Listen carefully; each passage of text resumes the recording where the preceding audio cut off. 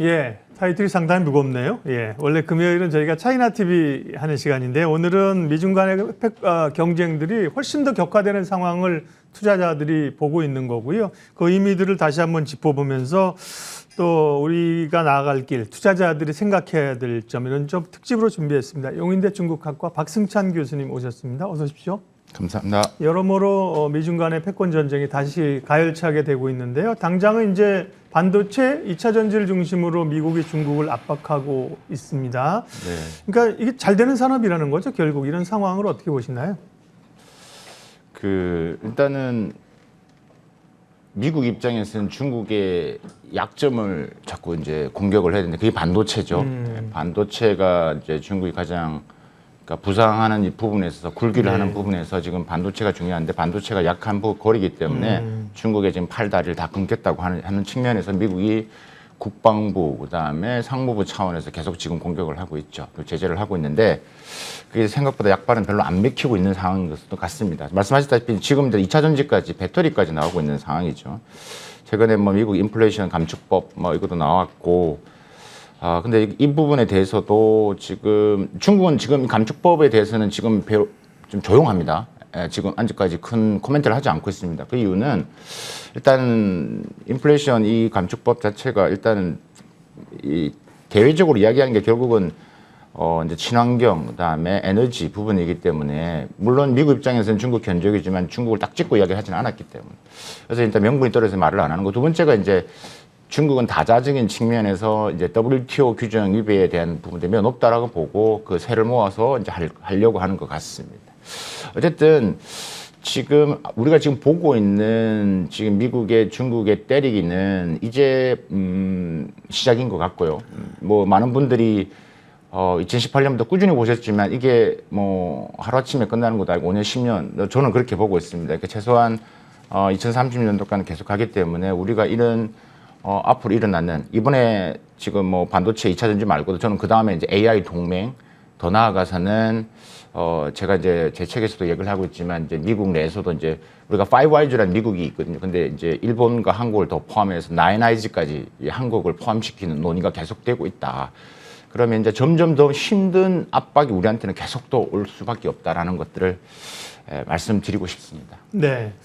약한 지점을 이제 공략한다는 말씀이 포인트로 들렸습니다. 이미 뭐 성장하고 어깨를 나란히 하는 쪽은 쉽지 않을 텐데요. 네. 아직 못 올라온 부분들 그쪽으로 이제 소위 이제 초반에 누르겠다는 그런 전략일 텐데요. 사실 트럼프 행정부 때는 중국하고 뭐 여러 표면적인 갈등이 있었는데요. 지금 바이든 정부에서는 좀 조용한 것 같으면서 또 압박은 계속 이어간단 말이죠. 네. 미국이 중국을 이렇게 계속 견제하는 이유가 뭐 다들 알고 있겠습니다만 언론적으로 왜 그렇게 긴장하는 건가요? 네. 많이 미국을 따라왔다는 거죠. 이게 사실 중국이 미국 GDP의 40%를 이렇게 한 게 2010년, 11년 정도 됩니다. 그러니까 네. 중국이 G2로 성장을 했을 때가 2010년도죠. 그러니까 일본을 초월하고 GDP 성장을 2위를 하면서 넘버 2가 됐을 때 우리가 G2란 말을 쓰기 시작했습니다. 그때 만약에 미국이 중국을 이렇게 지금처럼 압박을 했으면 아마도 게임이 끝났을 겁니다. 근데 미국은 스스로가 이제 미국발 금융위 때문에 힘들었죠. 그리고 지금 75%가 넘었습니다. 미국 내부적으로 봤을 때도 이제 중국이라는 나라를 이제 관리를 해야 되고 무너뜨릴 수는 없다. 그러니까 우리가 착각하고 있는 게 뭐냐면 미국이 무조건 이긴다라는 이런 생각은 좀 미국 스스로도 안 하고 있는 것 같습니다. 제가 이제 많은 부분들을 보면서 느꼈던 부분들은 그런 것 같습니다. 그럼 결국은 중국을 관리를 해야 되고 중국이 따라오는 속도를 줄여야 된다.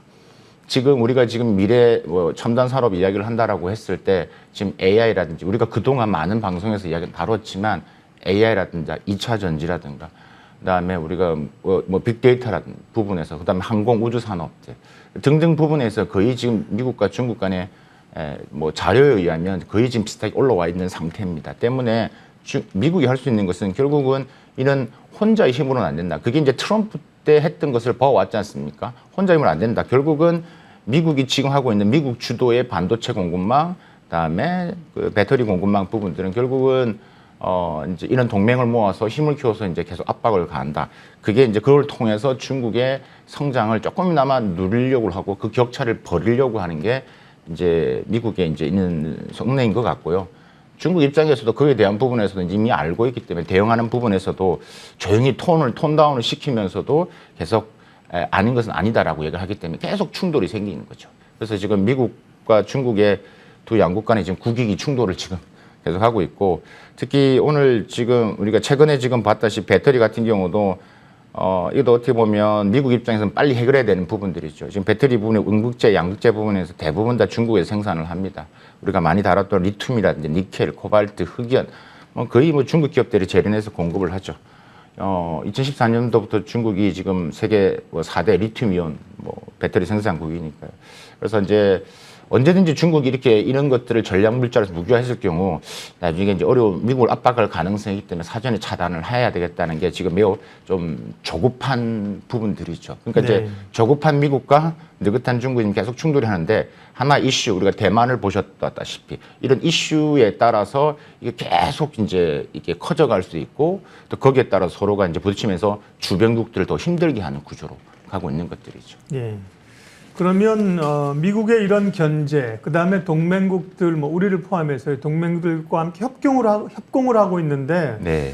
중국을 고립시키려는 이런 전략은 어느 정도 성과를 낼 수 있을까요? 우리가 반도체 많이 다뤘지만 네. 미국이 그렇게 반도체 제재를 그동안 한 2년 정도 했지만, 사실 중국의 반도체 굵기는 속도가 좀 느릴 뿐이지 계속 올라가고 있는 것은 우리가 여러 번 다루었던 것입니다.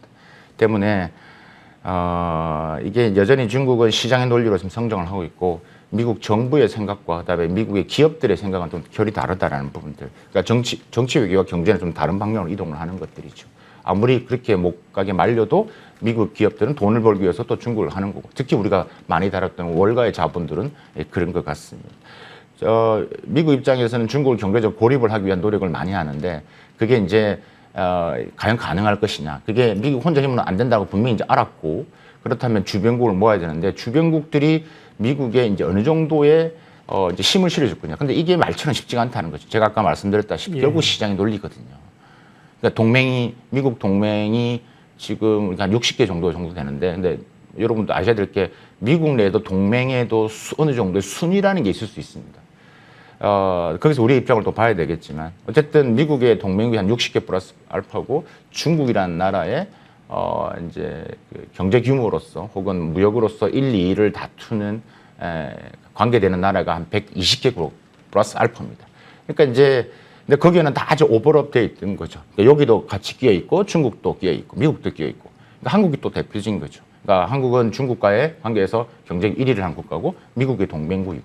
그러니까 이런 우리나라 같은 나라가 매우 많다라는 거죠. 때문에 이런 나라들이 계속 양다리 걸치고 있다는 거죠. 그러다 보니까 이제 이게 미국이 중국을 경제적 고립하기 위해서 가자라고 해도, 말은 하더라도 손은 들더라도 실제 움직이질 않는다. 유럽이 대표적인 나라입니다. 유럽에 있는 많은 나라들, 이탈리아 총리, 전 메르켈 총리도 마찬가지고요. 우리가 실내면을 들어보면 이탈리아 같은 경우는 지금 중국 1대1로 가장 깊숙이 들어가 있고, 그 다음에 중국 기업들이 이탈리 기업들이 어마어마한 돈을 투자를 하고 있습니다. 이게 실제적으로 가능하냐, 경제적으로 안 된다는 부분들이죠. 그러니까 우리는 그런 팩트를 조금 더 좀 이해할 필요가 있고, 그러니까 유럽이 미국 편에서 중국을 견제를 하지만, 견제는 인권, 민주적인 측면이지만 경제적 고립으로서 접근하는 것은 이유도 매우 조심스럽게 접근하려고 하고 있다. 그래서 우리 그것을 정확히 보고, 우리도 그런 걸 보면서 좀 더 우리의 국익은 뭐고, 우리가 어떻게 접근을 해야 되는지. 오늘 타이틀이 국익의 길이기 때문에 오늘 이제 이 특집 시간에서는 하나하나씩 우리의 국익을 위한 길이 어떤 건지 좀 많이 좀 이야기를 하는 시간이 됐으면 좋겠습니다. 네. 쉽지 않은 길이죠. 전략이, 그죠? 예. 미국은 이제 단기적으로는 11월 8일 날 중간선거가 있습니다. 그러니까 좀 그런 관심들을 중국하고의 긴장 관계 이런 게 이제 표심에 도움이 되잖아요. 단기적으로는 그렇고요. 그 이후에 이제 11월이 넘어가면 미국도 중간선거가 끝나고 중국도 당대회가 이제 넘어갈 거예요. 예.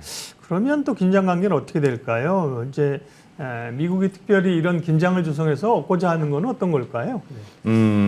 정치적으로 활용을 지금 할 수밖에 없는 건데, 지금 일단 미국 같은 경우 중간 선거도 뭐 모르지만 지금 열어 있는 분위기 속에서는 지금 민주당이 조금 불리해 있는 것도 사실이고요. 그다음에 10월 말에 이제 2차 당대회가 중국은 있습니다. 그러니까 이런 시기적으로 지났을 때 미중 관계가 또 어떤 새로운 국면을 맞게 되지 않을까라는 분이 많이 보고 계신데 저는 그렇게 보지는 않습니다. 미중 간에 저는 이제 이미 미중 관계를 많은 또 전문가분들 전략 경쟁이라는 표현을 쓰는데 저는 개인적으로 이미 신냉전 구도에 들어가 있다라고 보여지고요. 이미 미국 내에 그런 분위기, 여론 자체가 이렇게 가고 있다.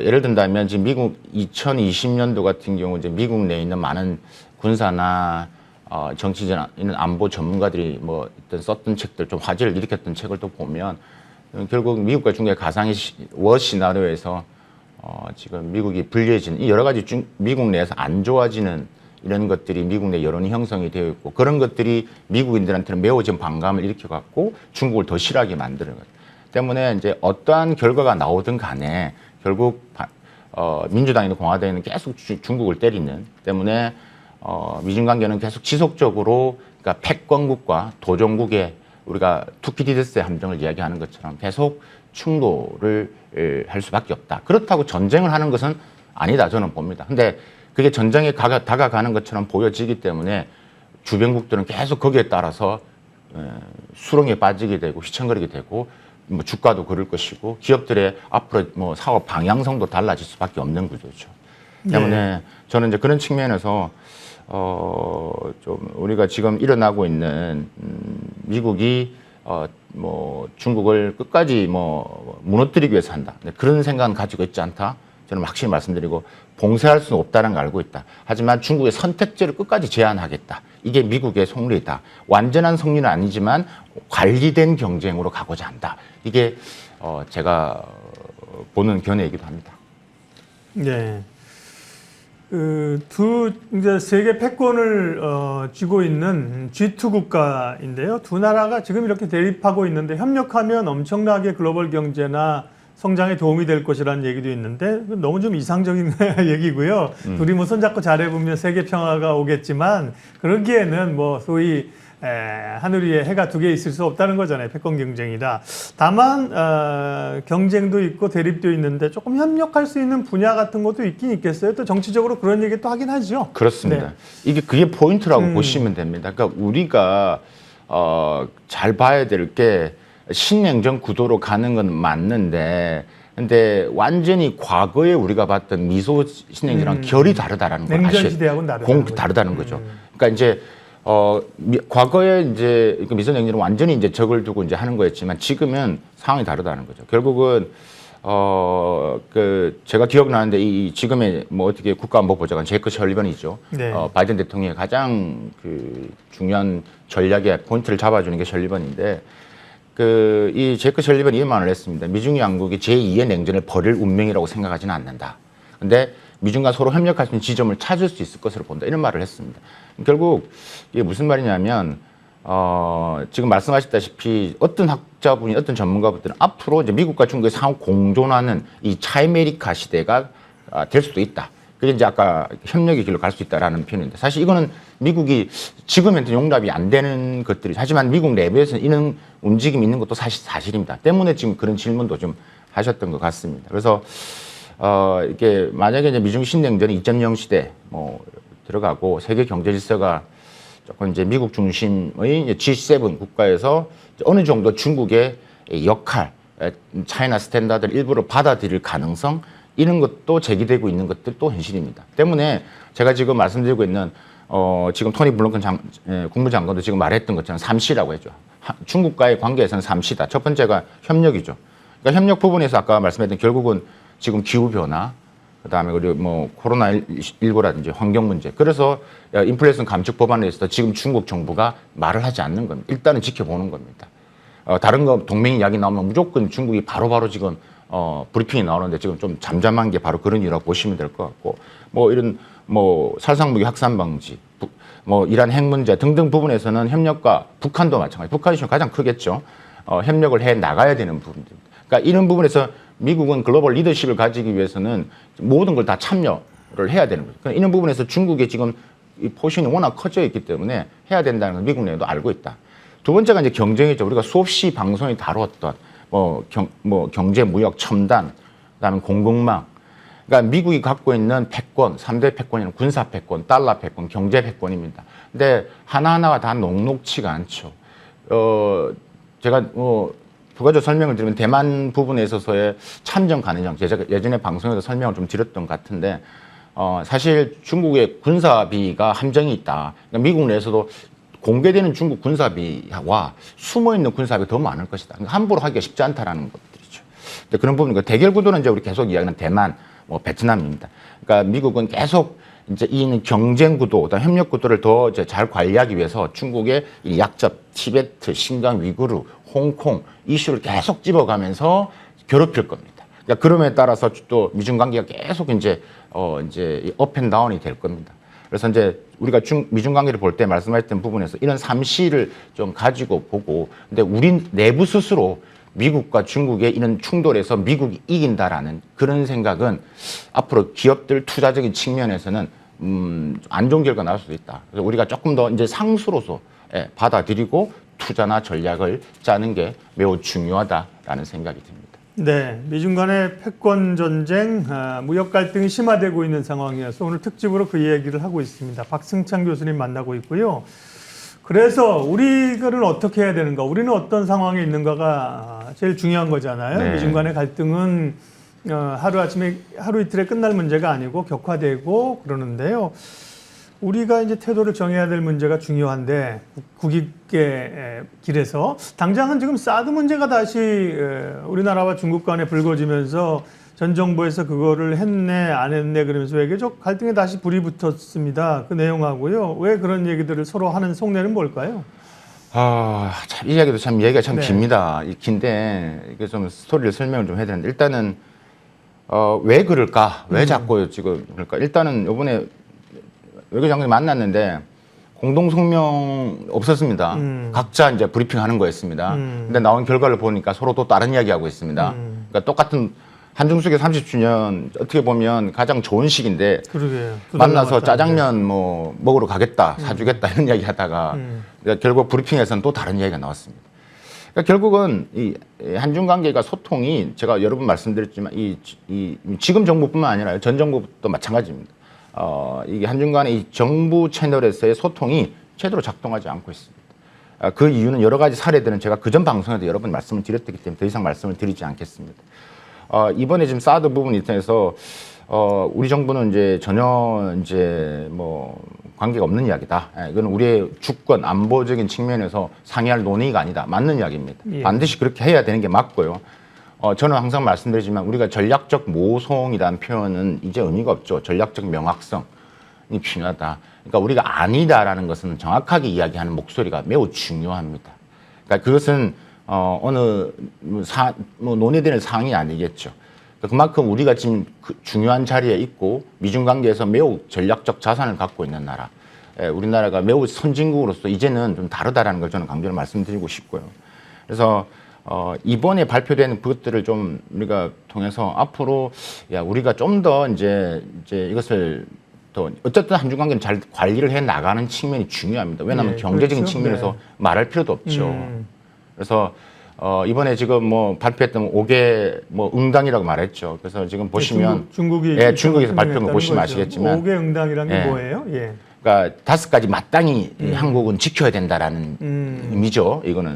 그러니까 첫 번째가 마땅히 독립 자주 노선을 견제해서 외부 간섭을 배제해야 된다. 그 의미는 그러니까 이게 돌려서 이게 중국 외교부의 워딩은 항상 돌려서 보셔야 됩니다. 그 의미는 간단합니다. 미국 편향 외교에서 벗어나라 이런 것들이 있죠. 두 번째가 이제 사드 문제 해결하라는 뜻이고요. 그다음에 세 번째가 이제 견제 동맹 반도체국 부분에서의 고민이 필요하지 않겠냐. 대만 문제 중국 내정이다. 간섭하지 마라.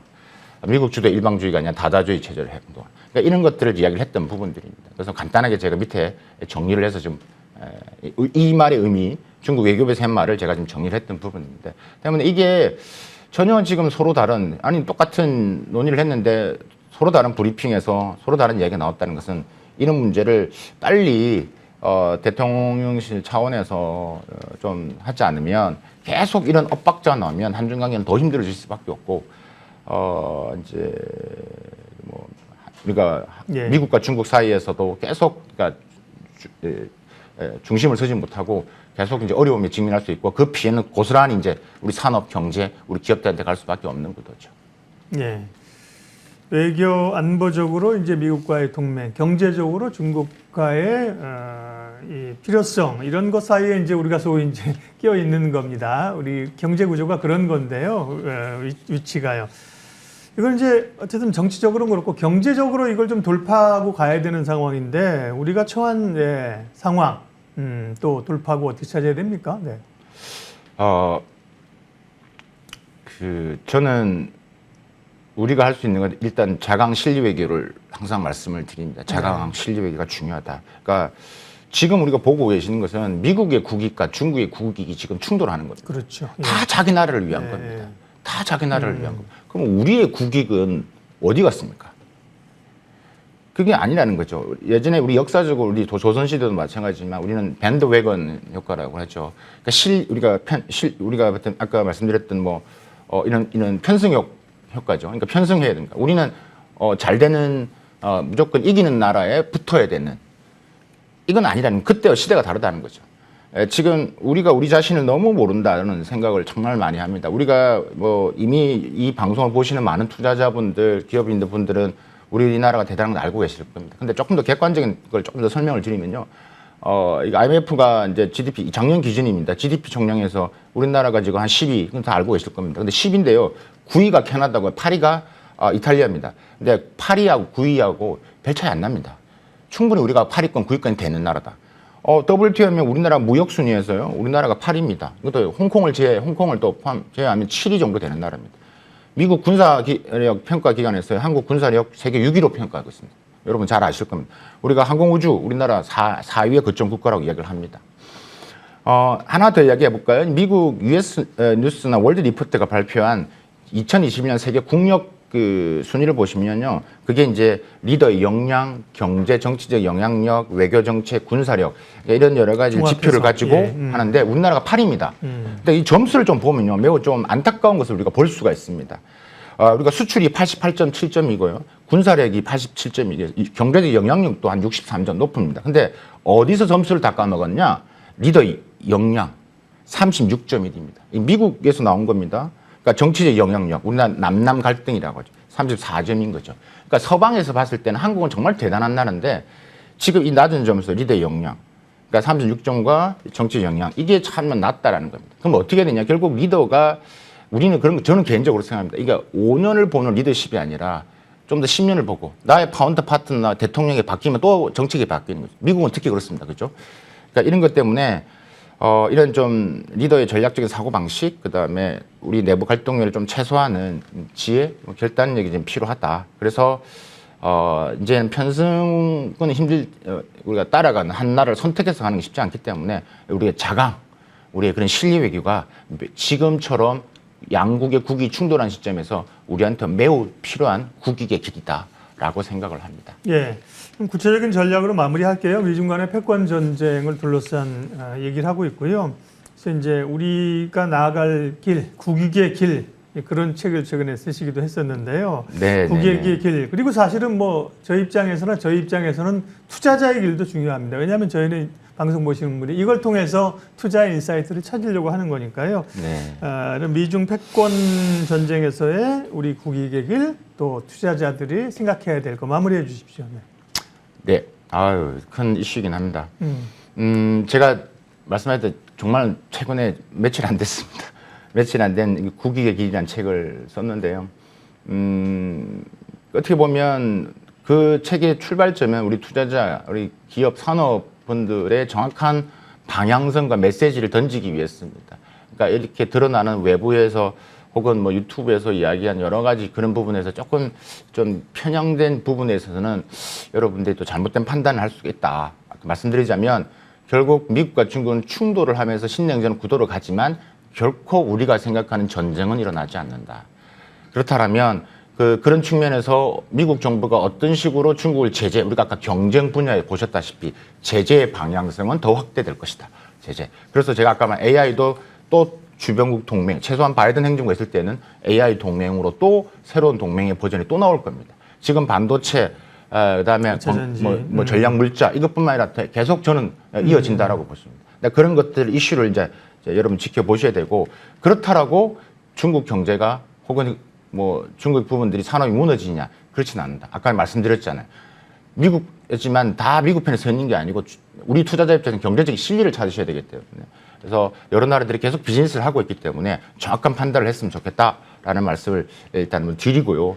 우리가 어떻게 전략적 가치를 높이는 방법이 뭐냐? 저는 책에서도 한 4가지 정도를 간략하게 설명하고 있는데 첫 번째가 일단 우리가 한일 문제도 좀 잘 풀어야 될 것 같습니다. 한일 문제. 그래서 그러기 위해서는 미국의 강력한 중재자 역할을 해야 될 것 같거든요. 그러니까 미국이 강력한 동맹이고 우리 역할을 도움을 한다면 그런 중재자 역할을 하도록 우리가 강력하게 정부가 요구를 해야 된다라는 생각이 들고요.